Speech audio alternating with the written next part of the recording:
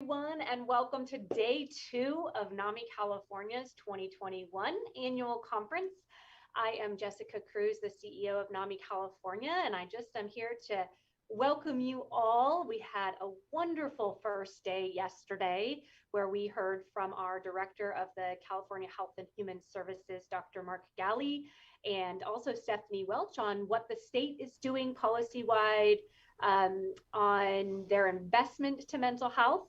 We also were able to hear from amazing plenaries on our psychiatric directives, state hospital work, ACEs, and some issues on housing and homelessness. Following that, we had some wonderful workshops. So I hope everybody was able to get something out of yesterday. Today, we have another amazing day planned. In just a few short seconds, we're going to hear from a special message from one of our top state leaders and a state of the state from our board president, Pat Cornier, along with an inspiring story from Dave and Marla, who will be able to share their own personal story and hopefully some hope with all of you. So I want to kick it off and officially welcome you all to the 2021 Day 2 NAMI California Annual Conference.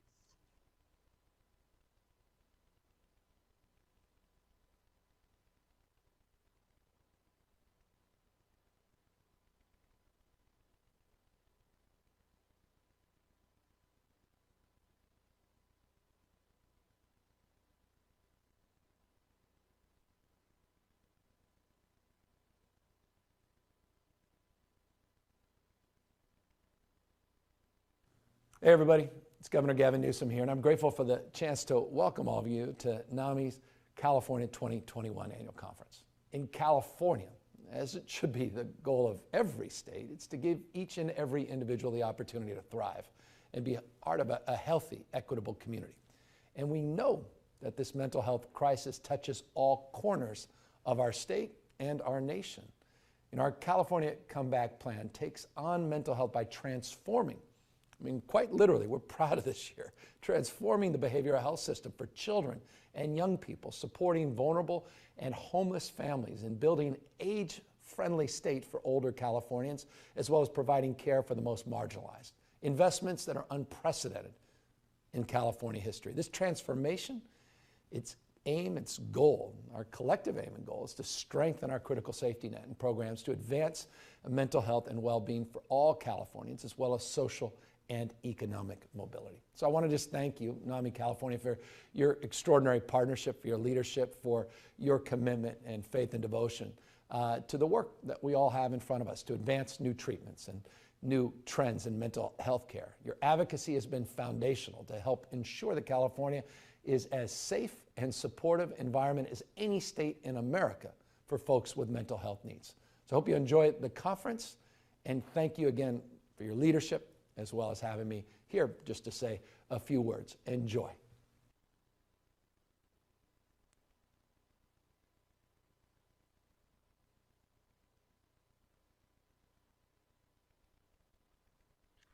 Well, good morning, everyone. Welcome to day 2 of NAMI California's annual conference. I love the way the governor used words like unprecedented and transformational in his comments, and I think that these have been unprecedented and ultimately driving transformational change, which is exciting. My name is Dr. Pat Cornier, and I have the honor of serving as president and of the NAMI California Board of Directors. And I'm excited to share some details with you today about a very challenging year, and one in which NAMI can be very proud about our contributions here in California. It's a year when NAMI California and the wonderful affiliates rose up to meet those challenges. Next slide. You know, at this time of year, we all thought we would be back together in person for this conference. So much for that. A lot of things have happened since then, and we have more hope now than ever that we can see a light at the end of the tunnel. One of the most important things we've all seen and experienced is the remarkable upswing in mental health needs that have been present throughout the pandemic, with increased isolation and anxiety really acting as a catalyst in those who may be vulnerable to mental illness. Further, we know that as the pandemic begins to subside, we are seeing a large amount of interest in mental illness that NAMIs across our nation will be called upon to assist with in the coming year. We at NAMI California stand ready to continue to do our part to make sure that we continue to meet these challenges head on and make sure no one is left behind in getting the help they or their loved ones need. Throughout the remainder of today's presentation, you're going to hear some of the ways that NAMI California worked to adapt and rise to the many challenges brought on by COVID-19. But most importantly, it's how NAMI California continues to find new ways to be there for those who need us now more than ever. So, highlights and achievements. Let's talk a little bit about our programs and services in the fiscal year of 2020-2021. Last year, NAMI California continued to push hard to provide training and resources to the affiliates and communities that they serve across the state. In this year, for example, we met 100% of all requested training needs from our affiliates, providing training to over 307 trainers and facilitators through NAMI California's signature programs. Over these past 12 months, NAMI California's team continued to be in close contact with our affiliates statewide through Zoom meetings to provide technical assistance and to learn even more from one another as we move through this prolonged and unprecedented time. Our programs in California exist as a partnership. And for us at NAMI California, that means getting resources out to the communities that need them. This year alone, more than $900,000 in direct support has gone out to our local affiliates to promote programs and to provide employment to NAMI members and their families. With the passage of the Peer Support Specialist legislation, NAMI California wasted no time in making sure that the communities we serve were leading the way in being employed in these critical roles across the state.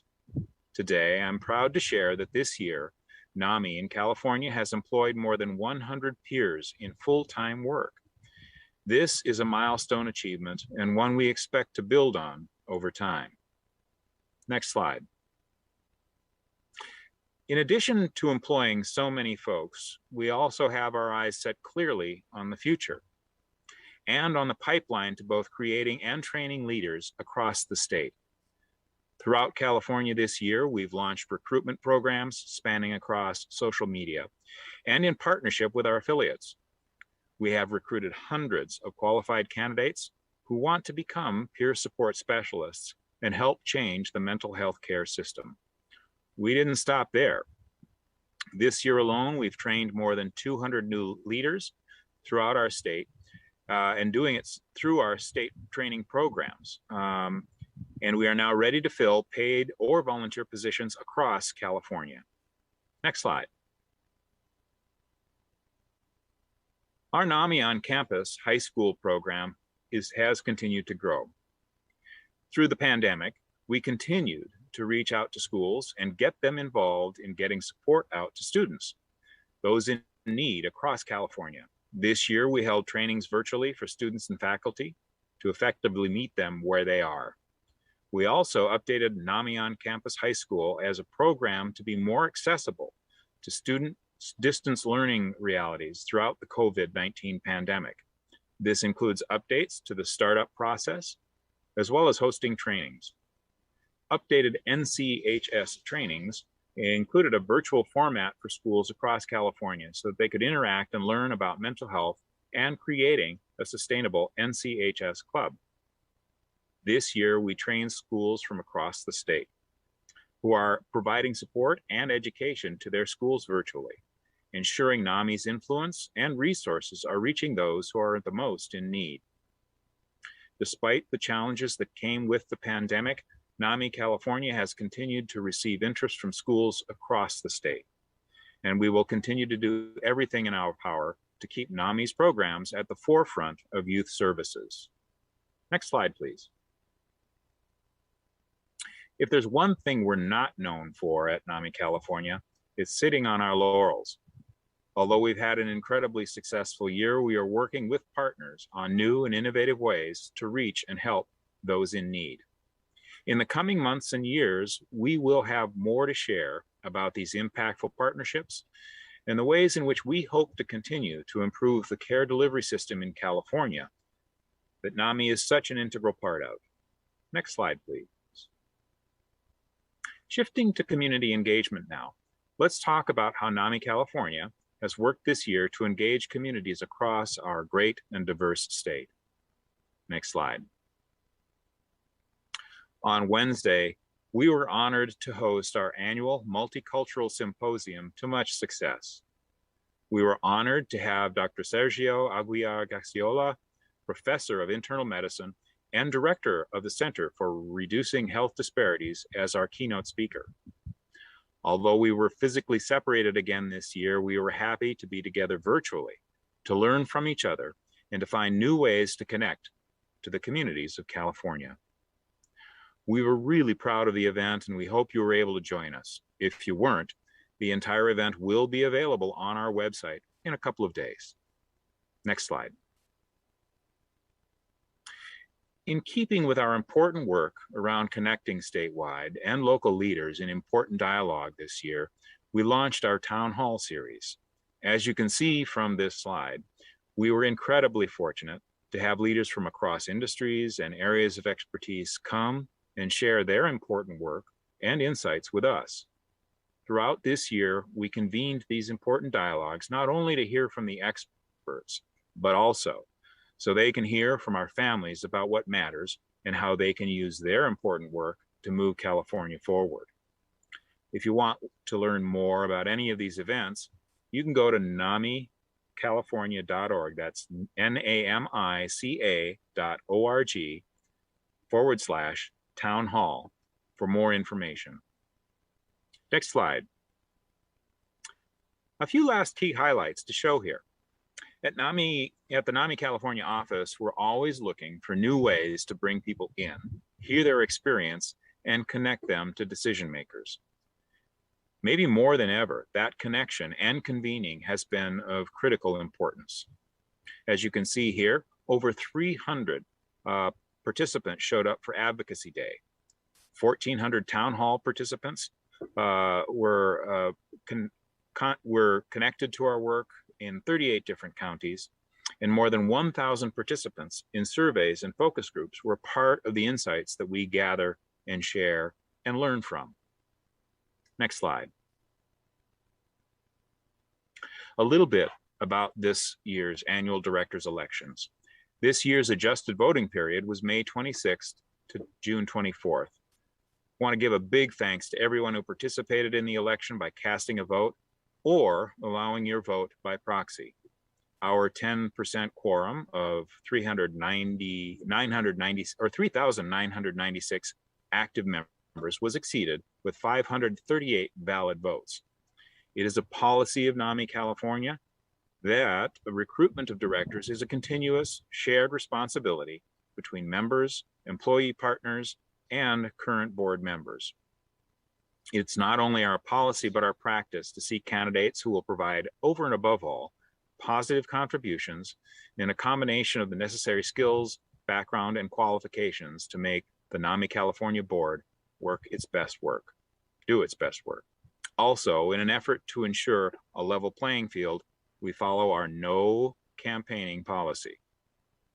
This year, the nominating committee approved 1 incumbent and 3 new candidate applications. So, without further ado, we are excited to announce, congratulations to NAMI Fresno's Chris Roop on her re-election to the NAMI California Board of Directors, and election of incoming directors, NAMI Tri-Valley's Laura Gregorio, NAMI Sacramento's Dr. Robert McCarran, and NAMI Alameda County's South's Dr. Stuart Butler.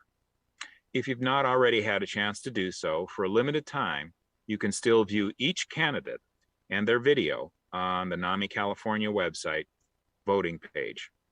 Now, on behalf of the NAMI California board members who have joined us virtually today and everyone who's participated in their by casting their vote. Congratulations, Chris, Robert, Stuart, and Laura. I look forward to serving beside you, be it virtually or in person, on the NAMI California Board of Directors in the months to come. Thank you all. This brings us to the end of our 2020-2021 annual update.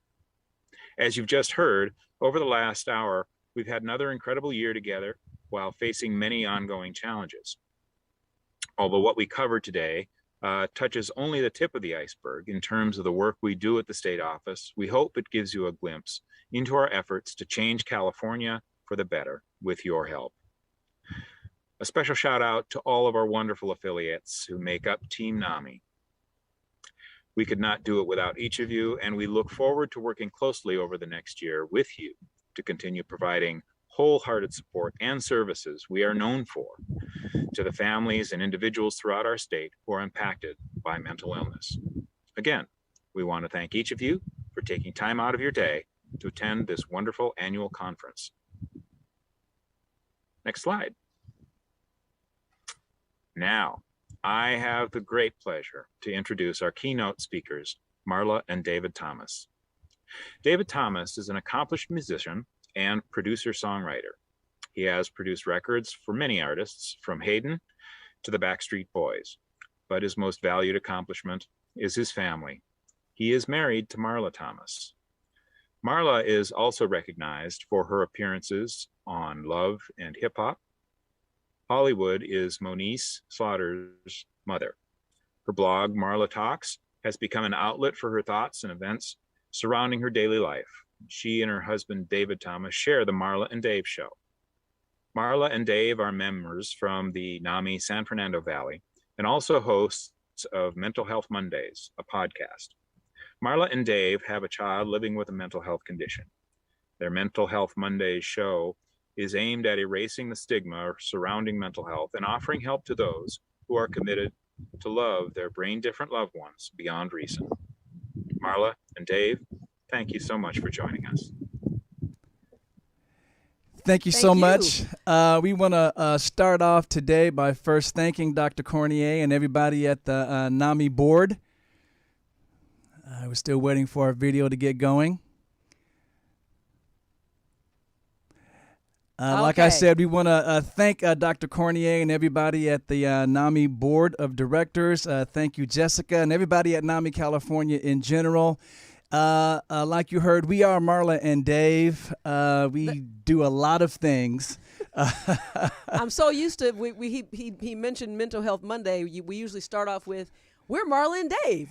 Welcome to Mental Health Mondays. Exactly. Yes. So right now, I want to just echo Dave's sentiment by saying thank you so much for having us. We consider this an honor.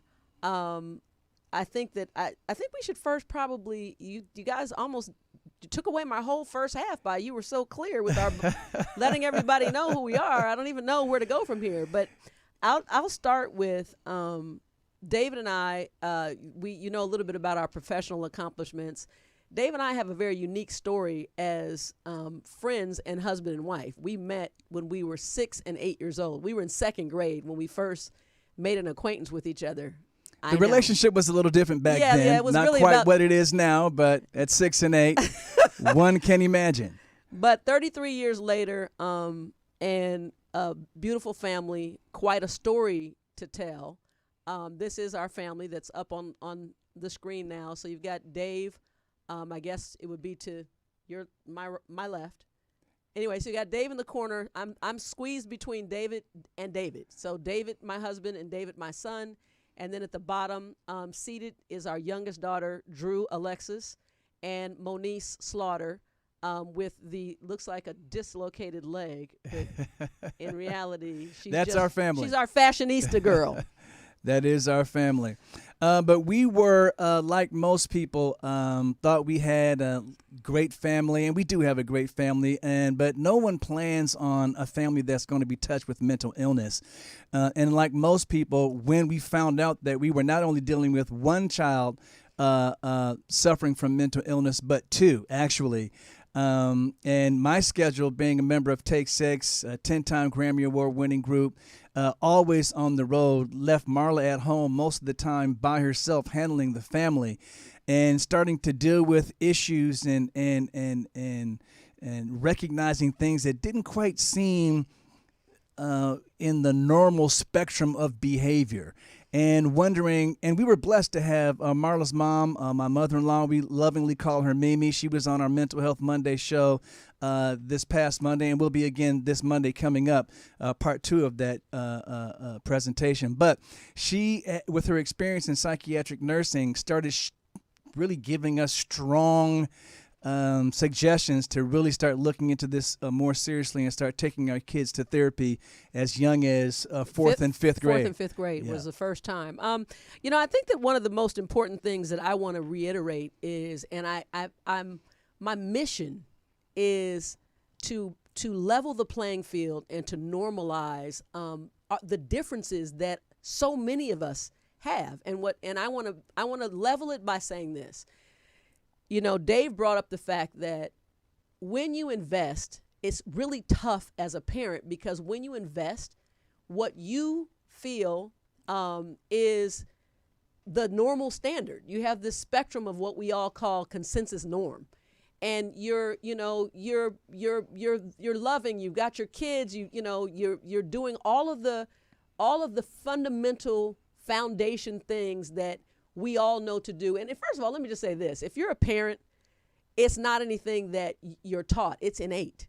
So a connected, caring parent, we all are the same. So for us to begin to see these differences in our children, the first thing, to be honest, is denial. You don't have any baseline to understand what you're actually dealing with. And I think that I need to encourage parents to not take it. It's not about you. It's not. You feel like when these things begin to happen. Number one, the denial, in my opinion, for myself, was feeling like some kind of way I had failed. What have I done? Like, what didn't I do? What more can I do? And so when these things start to present themselves in our children, like Dave said, it was really home front was my stomping ground. I was a stay-at-home mom. That's what I did. And really just desperate to be effective as a parent at all costs. So when you put in that time and they are your first focus, and for all of a sudden, it takes a minute, because, to be truthful, adolescence is already unsteady. Fraught with difficulty. For sure. I mean, that's why a lot of the times, I know, at least with schizophrenia, they say that, it's the disease, it's actually the condition of stolen lives, because you're diagnosed in your prime, 18 to 25.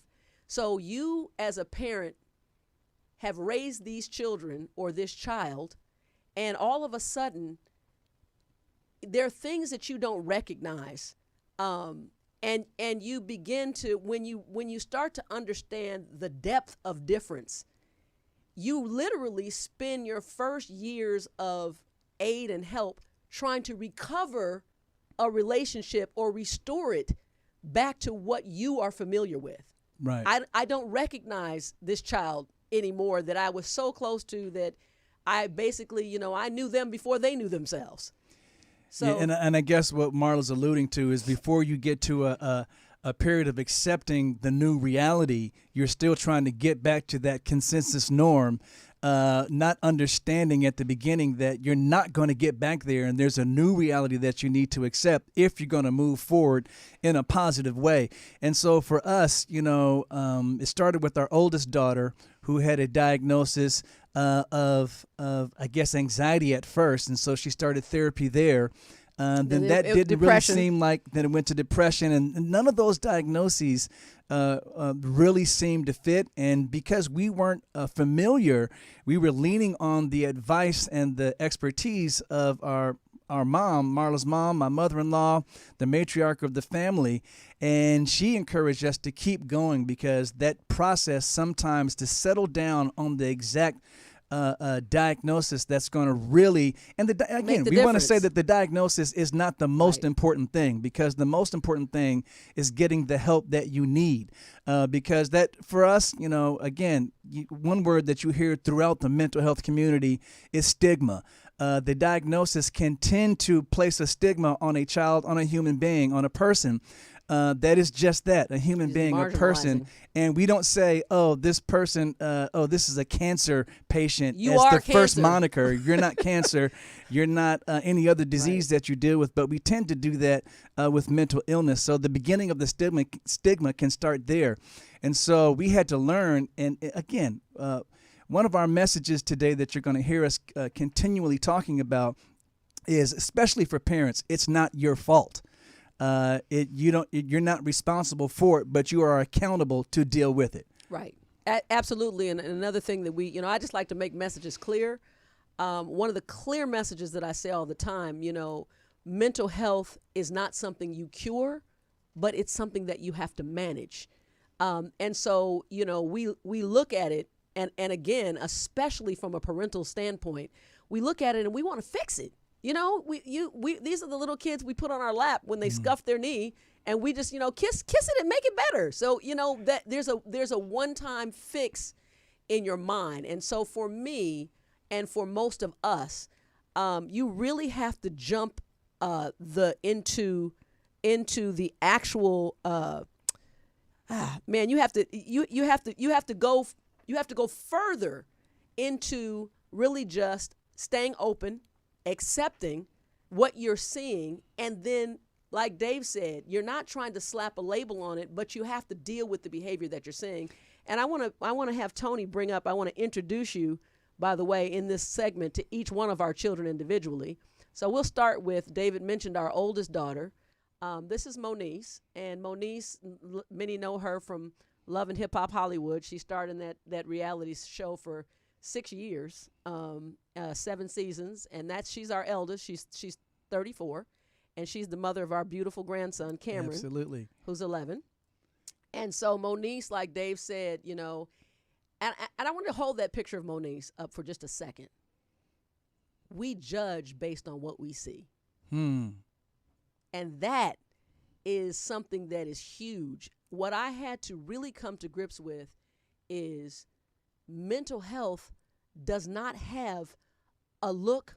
It's not halted by your height or religion, the color of your skin. None of those things have you in a spot where that will never be me, because he's Dave Thomas. He has 10 Grammys. That couldn't happen to his family. Oh, Marla and Dave. Oh, this is a good point to look at and say, our children are beautiful. Not even to mention the pressures of being a young woman, a young lady, a girl growing up with those types of, a beautiful young lady, the pressures that social media put on young kids in general to look a certain way, to behave a certain way. These are things that parents, we really need to look out for. And next, I'm going to introduce you to my son, which he's the man in the middle, the only one. This is our son, David Jr., or we call him DJ. He's really David the second. So if he would say I'm not a junior, but we call him DJs. He's David the second, and again, another very public story that we are blessed that we were able to come out on a positive end. But our son, his diagnosis of bipolar 1 schizoaffective, which he was given at 23, he's now 32. And around 27, which, there are things within the diagnoses or within the behavior that you learn as you go. I had no idea that sustained mania would cause a psychosis, and he came off of medication. Even before that, we didn't realize that, especially when he's starting to deal with young adolescents as they first get introduced to potentially situations like drugs in high school, and sometimes a little younger. We didn't realize that there was such a thing as a dual diagnosis back then. Again, like we said at the beginning, we were just like everybody else, learning this as we go. And we want to give you a sort of a framework that, as we started saying, that we started dealing with therapy with our children with our oldest daughter in about 4th, 5th grade. Our son then started when he was in around the same time. Junior high, yeah. And then for him, more actual therapy with his therapist around 6th grade. And then throughout that whole process, again, not just titrating medication, but the therapeutic approach in general, we didn't really settle on to what seemed like a very appropriate way to deal with what we were seeing in the behaviors of our kids until I guess Moniece was around maybe 19. Around 21. Around 21, formally, when we found out that she was really dealing with a mood disorder, a personality disorder. And one of the things that we would like to say, again, back to that word stigma, because our oldest daughter has sometimes a harder time accepting the formal diagnosis, and that's why we don't harp on the diagnosis as a definition of what, we don't let that define her, and we don't even bring it up. Right. We just hopefully help her maintain her approach to deal with it. Right. And as long as that's going on, things work out well. Just like with any situation, and everybody knows in this club that Marla was saying earlier before we got on air, it's a club that you don't want to be a member of. You wish there was only one membership given out. Absolutely. But because we're members of this unfortunate club, we don't want to continue to harp on what the diagnosis is, just what we can do to make things better. And I'm going to jump in right here with Dave, because I think that, what came first, the chicken or the egg? We're our son, the first disturbance and tragic experience we had was that he got into drugs, and he went to rehab, but it that first diagnosis, as Dave mentioned, dual diagnosis. He went to rehab, totally recovered, and then it was after that we understood, wait a minute, there's something else. There's something else, because even when he was in his rehab, certain behaviors that once the drugs were no longer present, that's when you have to start dealing with the underlying conditions that are even bringing up the need for or the desire to experiment with the drugs and alcohol. And so when that was taken away, the addiction to those substances were taken away, we found out that he had even more serious things, that he was causing disturbances at the rehab. He was kicked out of that rehab, which is a long-term rehab, which is 18 good. months. Because for young people, it's easy sometimes to get off of the substance, but it's not so easy to change the way that the mind is working so that they can be productive members of society. And so we were able to prevail just begging and pleading. And it just so happened that the owners, the people who ran the rehab center, were family members of mine. And if it wasn't for that, our son would have been kicked out at least 3 times for incidences before. Because he was showing up with violent behavior and things that just seemed unlike who we knew him to be. And it was very distressing. And so with parents that go through these types of things, we understand, and it's not easy.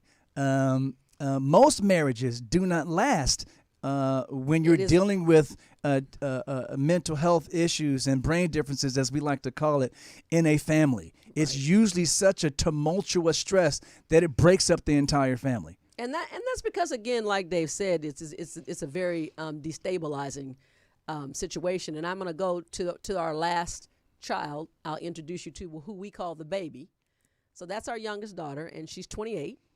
And I want to hold this picture as well, because this is most important to me, to understand the family structure.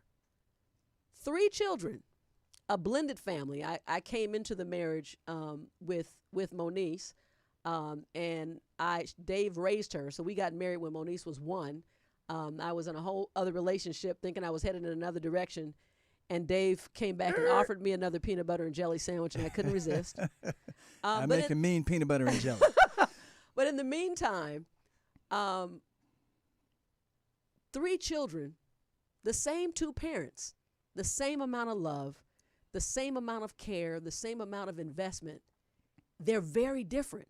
The youngest is fortunate, does not have a brain difference, but they're all our children.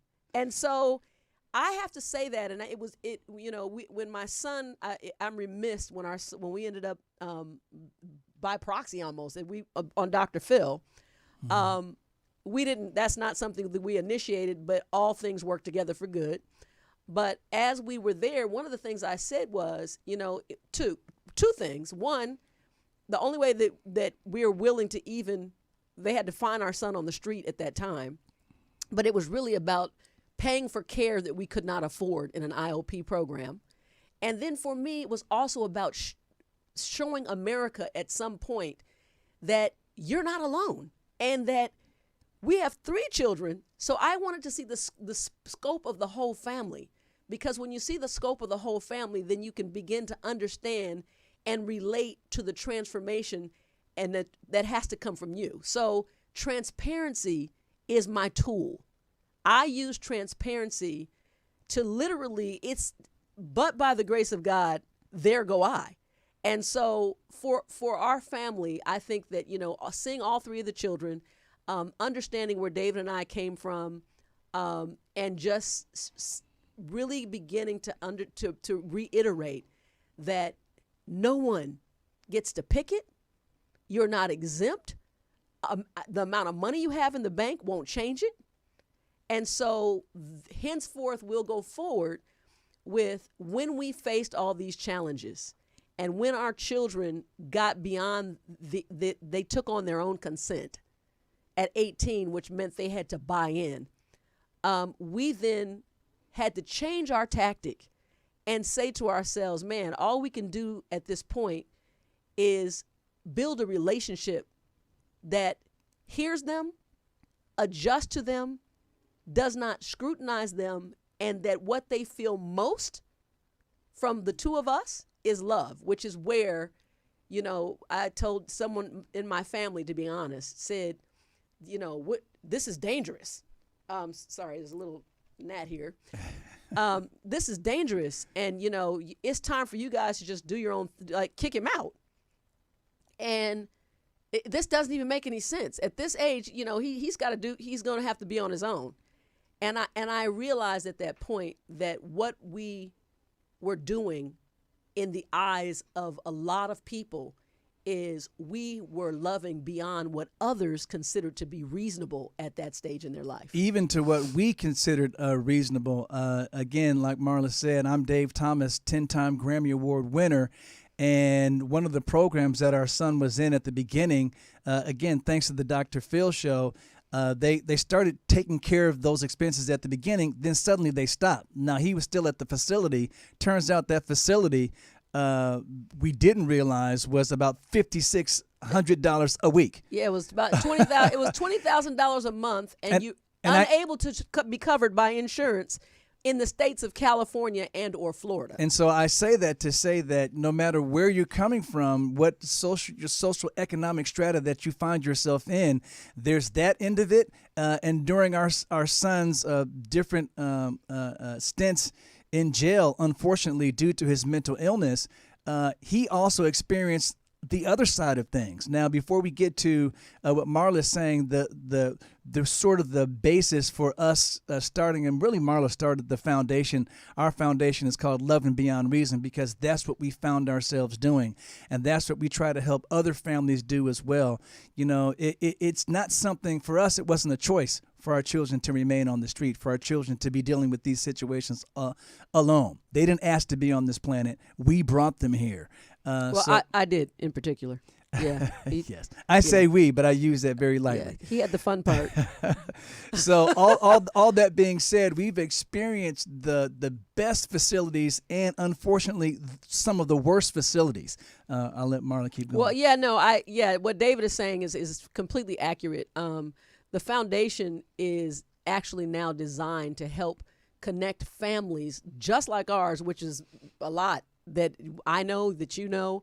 If you're in this conference or you're in the sound of our voice, you're here for a reason, and it's either someone that is in your family, or it could even possibly be something you're dealing with. But what we know is that the transition homes, even so, recently our son had an episode, and when we find these cracks, which is amazing. I had no idea the depth of the chasm of broken resource that we ran into trying to get help for our children. And David and I were saying, man, I'll put it to you like this. I'm tenacious. We do have a fair amount of influence, support, but I don't love my children more than you love yours. So when I think about that, what about those who don't have the ability to take the 25 steps that I had to take, even to get to the bottom? And now get this, we became affiliated, we became aware of NAMI, and like most people who finally go and become members of NAMI, which we suggest, and we are grateful to NAMI, the greatest mental health resource in the United States, period. Local affiliates everywhere, in wherever you live, there is a local affiliate, I promise you. And if you have issues, you have to get in contact with NAMI. But we took the family to family class, and it gave us a new level of empathy, even for our own son, as we were dealing with some of the classes that get you to understand what it's like to hear voices and have auditory hallucinations and things like that while you're trying to focus on just menial tasks. Living. And just doing everyday, task is just it's almost impossible. And so that gave us a new level of empathy that get right down to the heart of the issue. Kudos to NAMI for the high school clubs and things like that. Peer to and peer. Hopefully we get to the next generation that doesn't have the same level of stigma. And in each following generation, the stigma gets lessened to where it's almost not there at all. But to say that, one of the things that we found out is that with all of that NAMI is doing, kudos to the governor for making resources available, we just don't have enough beds. And at the end of the day, there's so much crisis, and the pandemic just made everything even worse. There are just not enough beds. And what we realized is that once everything was deinstitutionalized, and for a good reason, because people were being just stuck in these institutions for life, and they weren't getting better. It wasn't about care. But over time, we even started with a good idea. We lost the empathy again. And now we're at a place where we have small, unregulated facilities that quite honestly, some of them are just literally substandard. Our son was in one in his last episode, and I had to take him out of there. And meds and beds. One of the things that now Marla's mom, with her psychiatric experience, is helping us do is to develop staffing for these smaller, unregulated facilities. Effective staffing that will actually be that able meets to the progress. needs, follows their nutrition, follows their medication, making sure that they're in contact with group therapy and doctors that can actually see each patient in different areas throughout the day and throughout their experiences there. Because what we're trying to do is get these people, these human beings, our children, our family members, back to being able to contribute to society. We want to recover them and help them transition. All right, and so we don't want to take up too much time with our story, and so we want to get down to question and answering. But before we do, like most families that find themselves dealing with loved ones suffering with mental illness, we found ourselves intuitively understanding that the solution to the overall problem that plague the mental health care system starts with us as individuals, private citizens, rolling up our sleeves and becoming part of the solution, whether that be by donating our time, our expertise, donating our money, or lending a helping hand to those we see on the street, maybe talking to themselves, clearly mentally unwell. Whatever you're able to do, we need you to simply do it. Together we can erase the stigma surrounding mental illness and create an atmosphere surrounding mental health care that is on par with any other illness, and it doesn't have to define who you are. And so with that, we're Marla and Dave, and we'll turn it back over and open it up to some question and answers.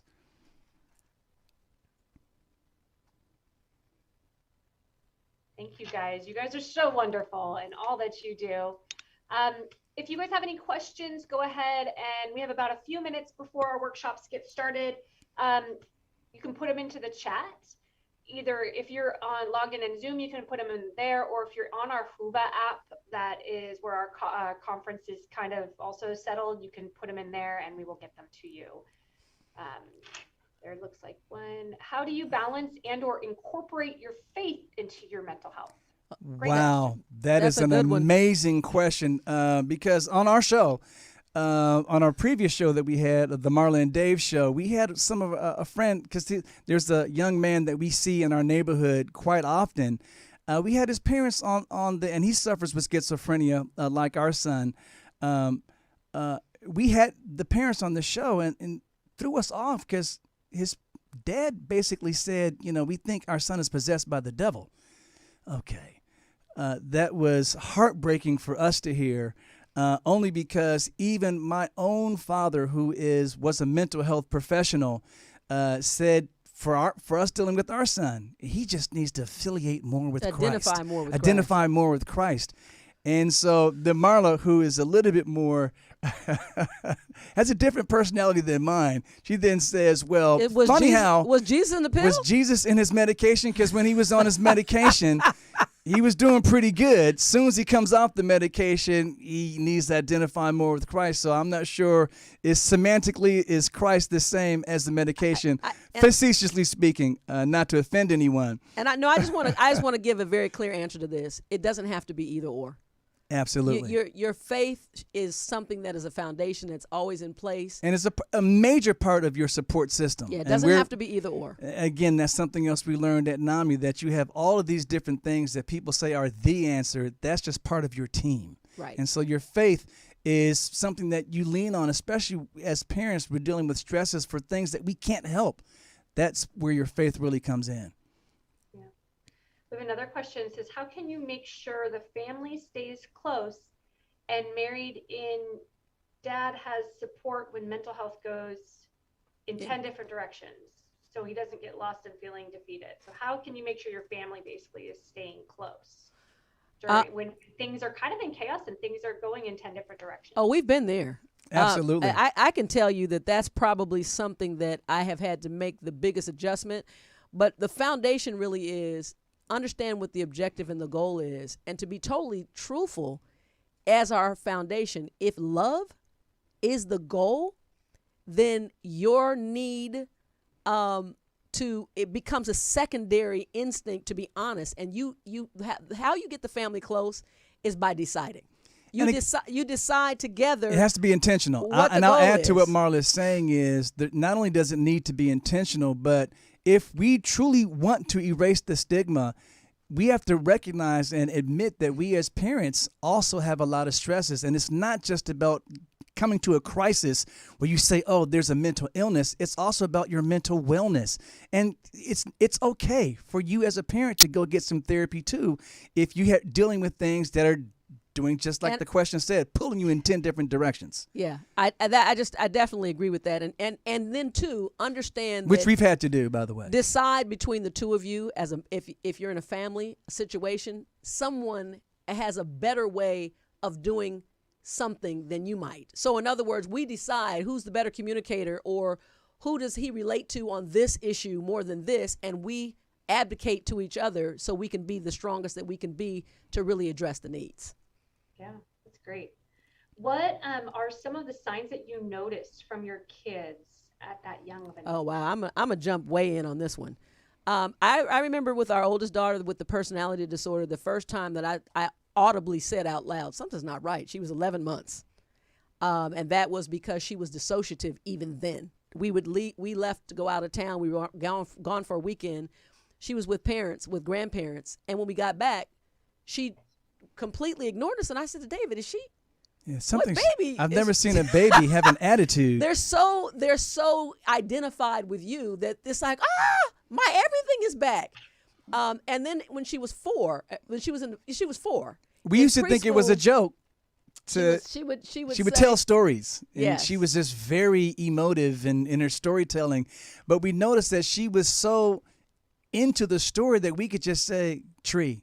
Oh, and then I climbed the tree, red. Oh, and there was a red doll up in the tree. And we're like, wait a minute, what? She was just so into the story that it was like, man, we don't know where this is coming from. And bigger than that, I think the culminating one for me was she would say all the time, you think I'm ugly and the kids at school are doing this and this and this. So I got upset and I called the preschool and I said, okay, the bullying is not going to happen. They were like, Mrs. Thomas, could you just come up? Yeah, here are our open play hours, and we just want you to come, just show up whenever you want and just look through the one-way mirror. And everything that our daughter said was being done to her, she was the one doing it to the other kids. Yeah. And I was like, whoa. So at that point, the manipulation was already there. And that's just with our daughter. With our son, I was working with the Backstreet Boys. Here's one anecdote. And, one of the Backstreet Boys went to say something to him, and his answer was so unrelated to the question that it was like, everyone, we were at a did you not even hear the question? And it was like, wait a minute. Yeah. It just threw us off. And little signs like that. Then as kids experiment with drugs and alcohol at a young age, and you think it's a phase, but for our son, it just got worse and worse and worse and worse. And so we started realizing, there's something else here. Even as we had the realization, we didn't know what to do. So that's something that take notice early and try to get as much professional help. So. Yeah, with you guys, we are out of time. We had a few more questions.